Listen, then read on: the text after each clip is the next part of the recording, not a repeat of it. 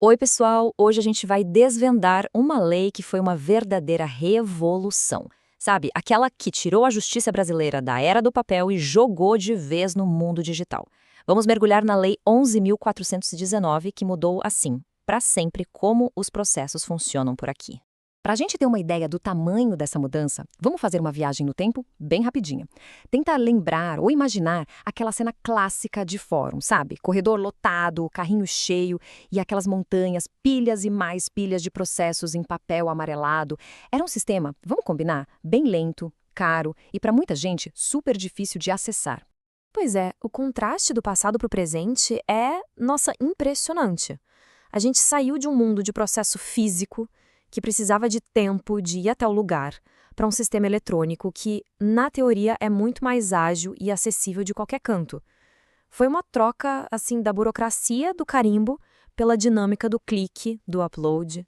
E o grande ponto de virada dessa história toda aconteceu em 2006. Foi quando surgiu a Lei 11.419. Foi ela que deu a base legal, sabe? Que disse, ok, pode criar um processo eletrônico que ele é válido. Ela basicamente estabeleceu as regras do jogo para essa nova realidade digital no Brasil. Ok, para a gente entender bem essa lei, nosso roteiro vai ser o seguinte. Primeiro, a gente vê a era do processo eletrônico. Depois, os fundamentos da lei. Em seguida, umas regras cruciais sobre prazos e intimações, que é super importante. Aí a gente fala do impacto no sistema e, para fechar, uma olhadinha no futuro. Bora lá? Então, começando pela era do processo eletrônico. E olha, para entender o tamanho da coisa, é fundamental saber que essa lei não veio para brincadeira, não. Ela foi bem ousada no seu alcance. É que o artigo 1º da lei é super direto. Ele diz que a regra vale para tudo. Processo civil, penal, trabalhista, juizado especial, não importa. E mais, vale em qualquer grau de jurisdição, ou seja, desde o juiz lá da primeira instância até os tribunais superiores em Brasília. Resumindo, foi uma mudança que pegou o judiciário inteiro. Beleza, mas aí surge uma questão, né? Para esse sistema todo funcionar, como garantir a segurança?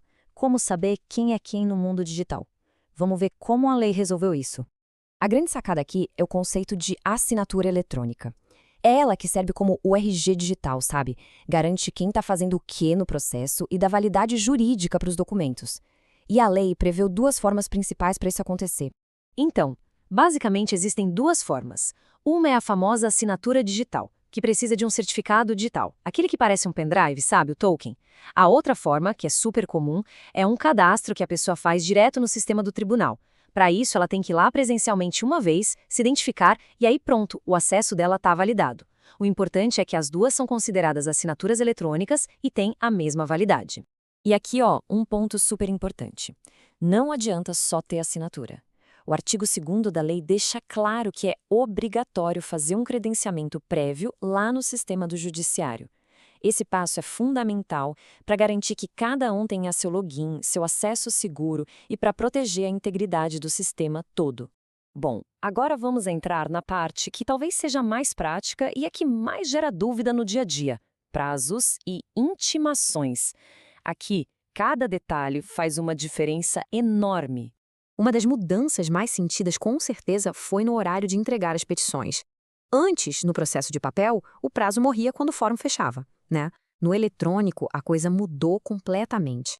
A lei é bem claro aqui, no artigo 3º. A petição enviada eletronicamente está no prazo se for mandada até as 24 horas do último dia, ou seja, até a meia-noite em ponto. E, ó, muita atenção nisso, é 24 horas, não 23h59. Parece bobagem, mas esse detalhezinho faz uma baita diferença e é uma pegadinha clássica.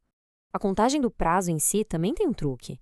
É tipo uma escadinha de 3 degraus. Pensa só. Primeiro degrau, a disponibilização, que é quando a informação aparece no Diário da Justiça eletrônico. Segundo degrau, a data da publicação, que é considerado o primeiro dia útil depois da disponibilização.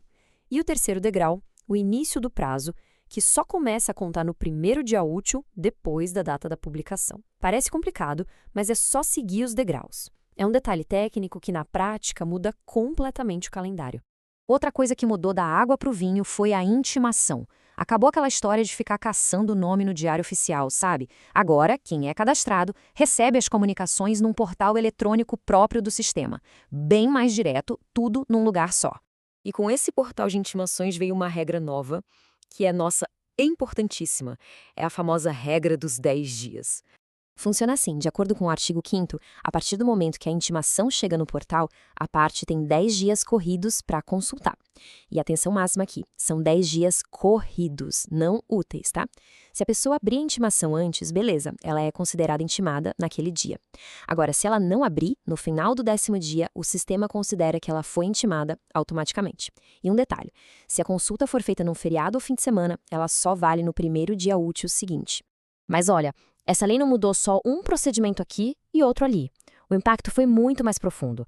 Ela acabou redefinindo o que é um documento judicial e mexeu com a rotina de todo mundo no sistema de justiça. E para mim, esse artigo 11 é um dos mais poderosos da lei. Ele basicamente diz o seguinte: os documentos que já nascem eletrônicos ou os que são digitalizados e colocados no processo valem como originais para tudo. Isso foi o que deu a segurança, a confiança necessária para abandonar o papel de vez. E quem sentiu essa mudança? Bom, todo mundo. Para os advogados, significou poder trabalhar de qualquer lugar, a qualquer hora. Para o cidadão comum, um acesso muito mais rápido e transparente ao seu próprio processo.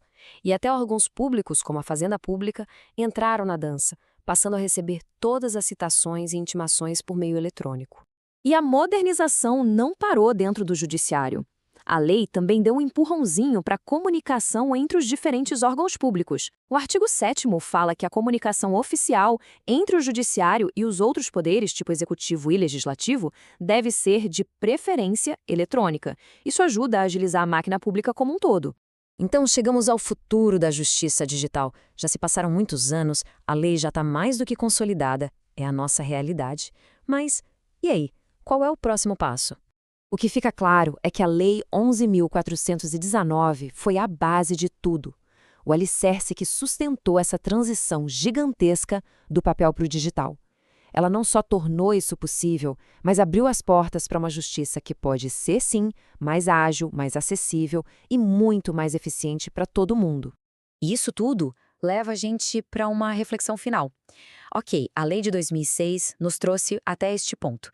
Mas agora, com inteligência artificial batendo na porta, com automação, com um monte de tecnologia nova surgindo, a grande pergunta que fica no ar é: qual vai ser o próximo passo? Qual será a próxima grande revolução da justiça digital no Brasil?